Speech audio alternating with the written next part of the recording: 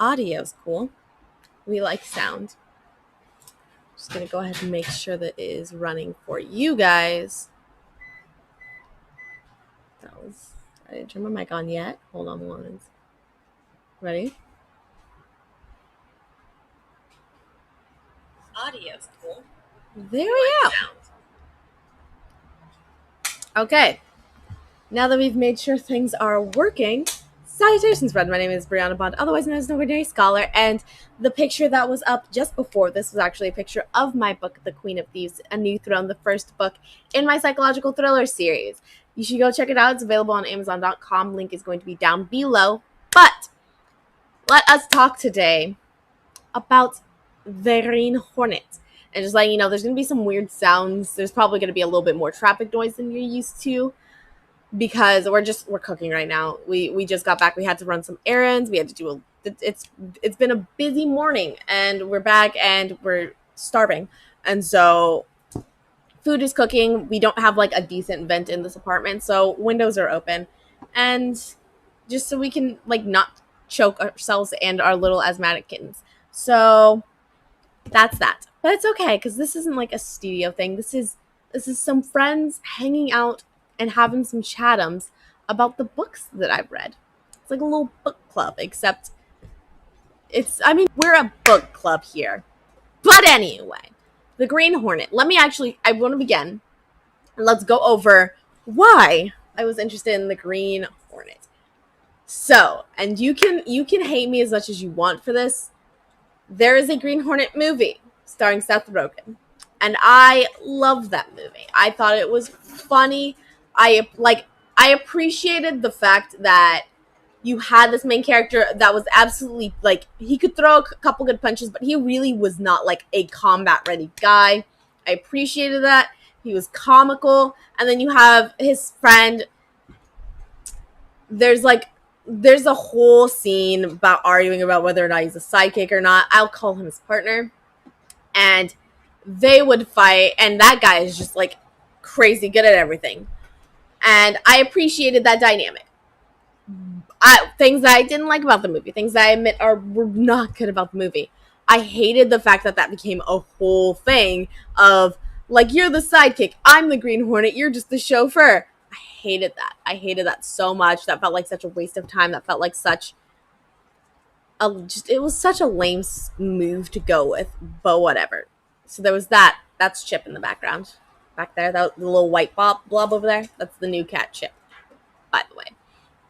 But I hated that.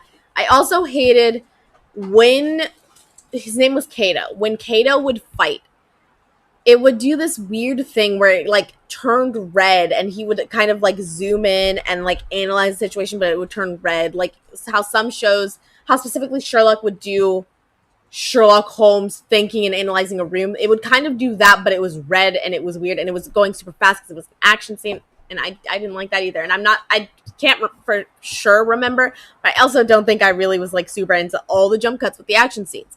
So that's that. But again, this is the thing that prompted me to read this graphic novel was in fact what are you? The movie that I was just talking about. Yeah.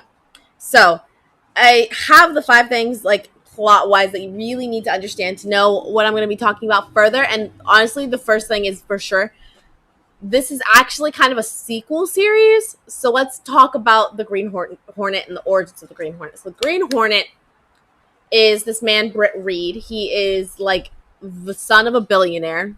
Lighting is just rough today. Can I bring it closer to me?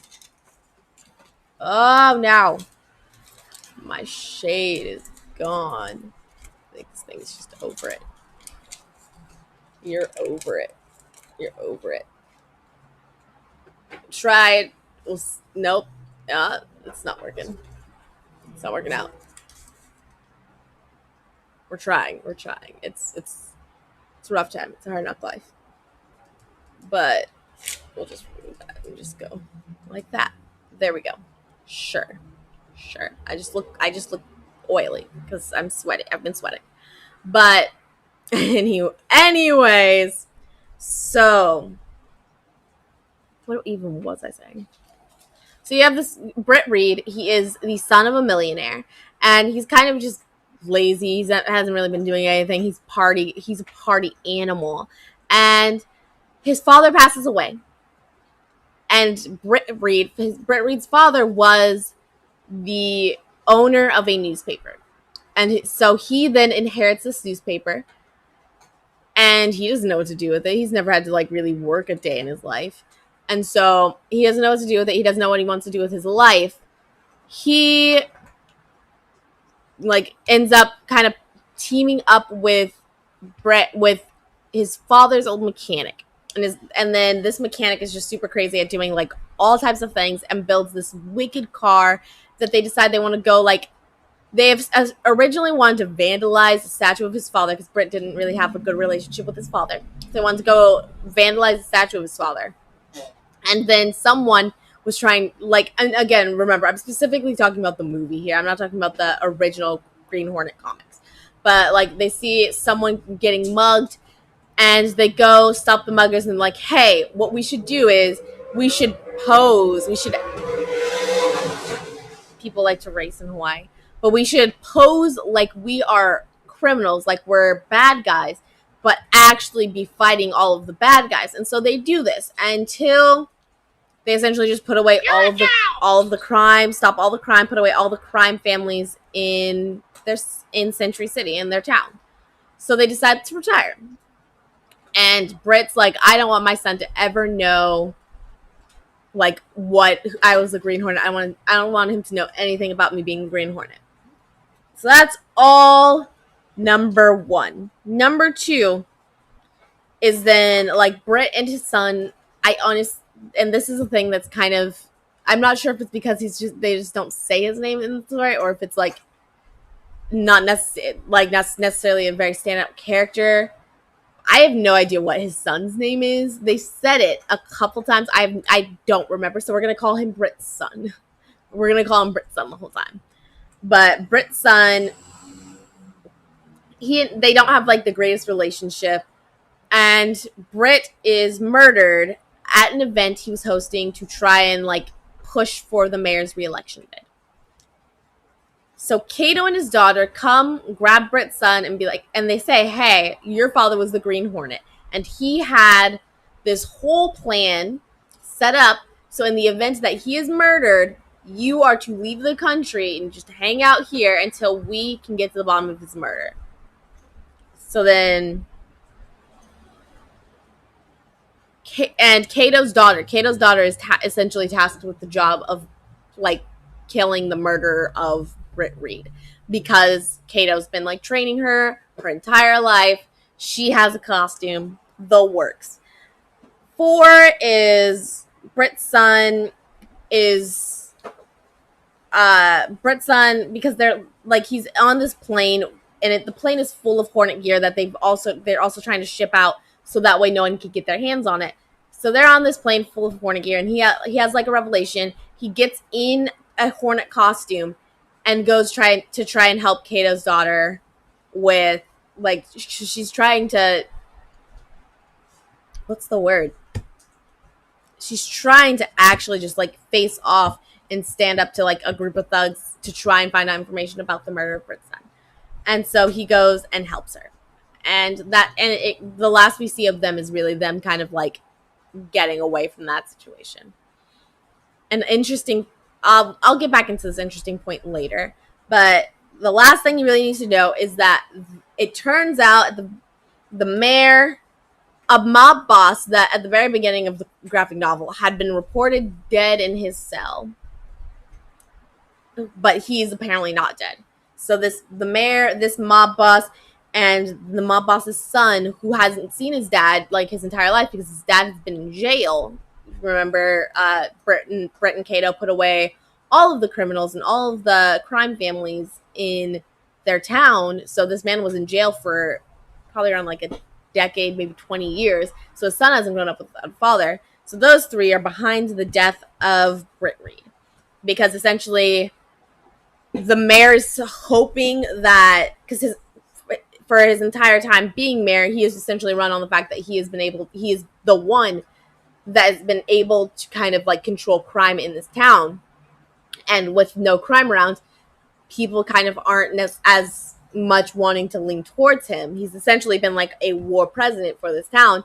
And now that there's no war, they don't necessarily see the need for him specifically. So he's hired this mob family to he didn't hire them to kill Britt Reid, but he hired them to make some more crime and to make some serious crime. So that way the people of the town felt the need to reelect him. And in exchange, the mob family wanted the identity of the Green Hornet. And so they gave it to him, and they murdered Britt. And now, that wasn't enough for this mob boss's son. Because he missed his entire life with his father, so he wants Britts Son dead as well. And yeah, those are the major points. God, it's so smoky in here. It's so smoky. But those are the major points of plot in the story. The point of notation that I wanted to talk about earlier was because you see in the movie they're talking about they would always say we're the good guys, we're the good guys, we want them to think we're the bad guys, but we're actually trying to like fight the crime in the town. And then you immediately afterwards would see them like shoot down cops. And while in the movie that didn't translate quite too well, in the book there's a scene where they are being chased both by, oh god, put this in the sink, babe, put this in the sink, very intimate. But you see them both chased down by cops and by a bunch of thugs trying to kill them. And so you see a scene, Katos Daughter is with Britts Son, and she's like, you've got to shoot the cops. He's confused. He's like, what? Why would I do that? Her logic behind this, which is good logic, is we have to like knock them out with mercy. Otherwise, those thugs are not going to leave them as survivors. And that was like a good thing, an interesting piece for them to put in there. And I really appreciate just that line to kind of clarify and to explain their logic and like what they're trying to do when they are shooting at cops. I don't necessarily need them to say that ever again, really. Now that I've read that, now that I know that that's specifically what they're thinking and what's going on in their mind, as opposed to thinking that they're just trying to like get as far in this chase as they possibly can. So there's that.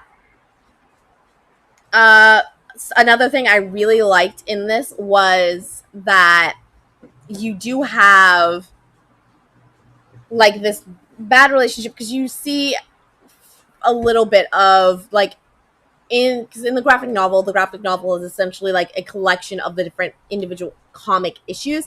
And so in the first issue, you see like Britt and his father fighting, and it's not like a screaming match, that you would usually see when you're talking about like a father-son like difficult relationship. It's not a screaming match. You're actually getting a lot more of just like they disagree with each other a lot, and they don't necessarily feel comfortable with each other, and you can see that the relationship has deteriorated.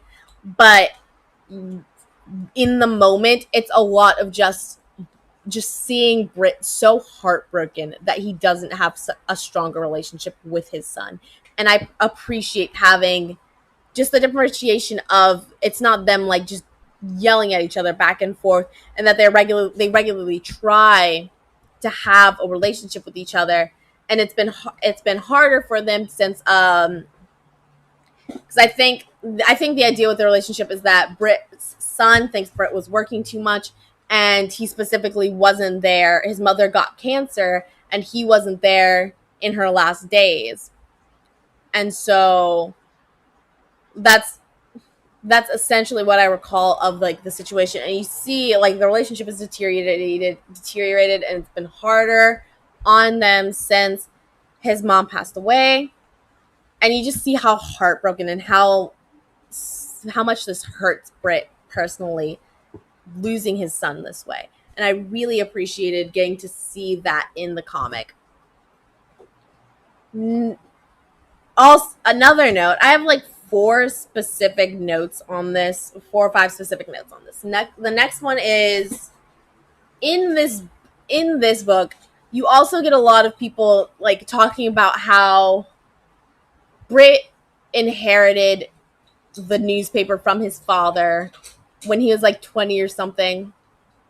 And then he's been running the newspaper ever since. And everyone, for some reason, like is always talking about how he inherited his money. He did nothing with it. He did nothing with his life. And yes, he inherited, like, sure, he didn't build the newspaper up from the ground up.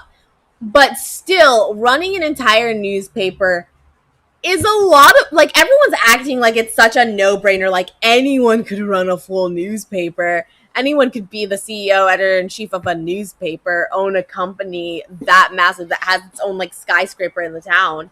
Anyone could do that. That's difficult stuff. That's complicated stuff to be working on. And he's not only been able to maintain this company in an era, even in this book, in an era where a lot of things are digital, he's been able to maintain such a massive industry.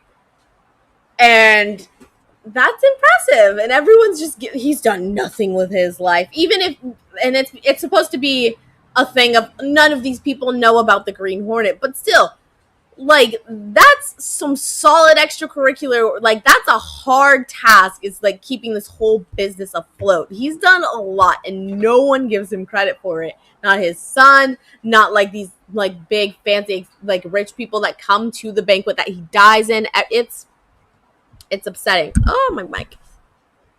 But like everyone acts as if it's like so easy to run a full company, run a corporation. That's kid stuff.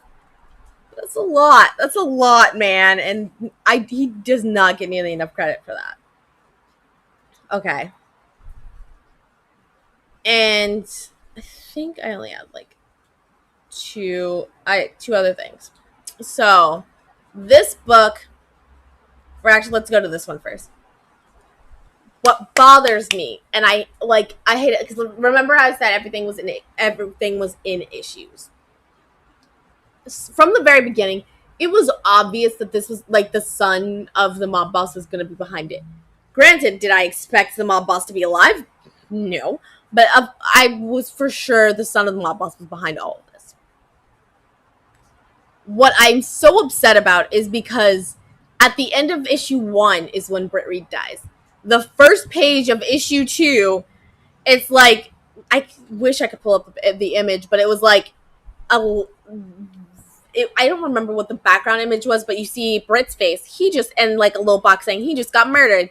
Britts Son's face. He just watched his father die and he's like freaking the fuck out. And then you see the mayor's face. This is the mayor's face. And this is not exactly how he wanted his plan to go out. And like, and it was essentially saying, like, this was all the mayor's plan. The mayor knew all about this. This wasn't exactly how he was expecting it to go, but this was all like his doing. And like, I would have appreciated not having that spoiled at the very beginning of the comic. Like, leave me thinking about it a little bit. Because they like essentially just tell him, hey, like they tell you, hey, like the mayor knows all about this stuff. He's a little shocked that Britt's dead now, but he knew this was gonna happen. He knew what was going on.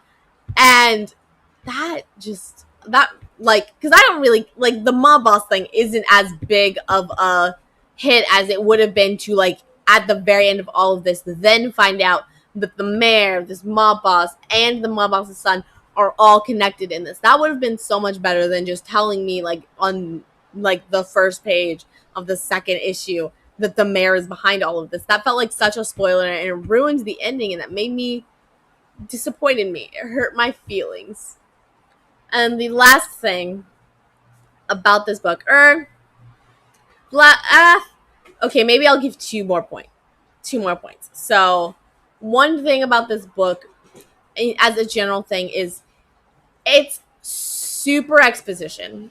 I want like not exposition heavy in the sense that it's just like all like there's no story to it itself. There's a story there, but it's definitely all setting up the world and the story, the overall and the bigger picture story for the graphic novels to go as they go on. So I didn't get a lot of, like, you really don't ever even get much, like, Britts Son, actually. You get him fighting once, and you don't even necessarily get to see what happens after that first fight. But you do get that one time. God, it's smoking in here. But you don't get anything really after that. So it's definitely for sure the first book. It's definitely lead up to something else. For sure. Will I continue to read these books? I'm not sure. Something that, like, particularly, like, maybe because I have the Comixology unlimited like subscription, and I can essentially borrow all of these through that, so maybe I'll get around to them. But for me, and this is kind of why I tend to avoid, like, I haven't really gotten into a ton of superhero comics at all, is because, like, the fighting is like jump cut movie scenes times 1,000, and, like, it kind of, like, essentially I skimmed through all of the fight scenes because they had no real basis for me. They had no real like flow to me. They felt super jumpy, and I felt like super out of the scene because I didn't necessarily know what 100% was going on the whole time. And because that's just it's art. I'm looking at several pictures in a row trying to tell the whole scene. That's what's going to happen with that. So, but, like, those parts of the story did kind of feel like they pulled me out of the story and made me feel a little less interested in reading them further. I'm curious. I can't say I'm not curious. I'm curious, but I'm not sure 100% if I will be, like, reading further into this series. But I will continue reading. I've got 2 more books this season. So I already have them planned. You have to check out my Instagram if you want to see what the next book is going to be. Instagram is at Firestorm2343, so you can check it out over there. I also do have a Patreon. If you wanted to check me out over on Patreon, you can support me for as little as $2 a month. And you get, like, the book that I had over there. You get to see the first chapters before anyone else does. You also get my YouTube videos a week before others do. So that's super cool. And I also do stream on Twitch. It's just, like, having some chatums whilst I am, like, working, doing stuff on the computer. We just hang out, like a study hall kind of situation. But that's it for me. It's super smoky, so we need to open our lanai. So they're going to be doing that. Enjoy your days, stay safe, and until next time, valedictions, friends. This man.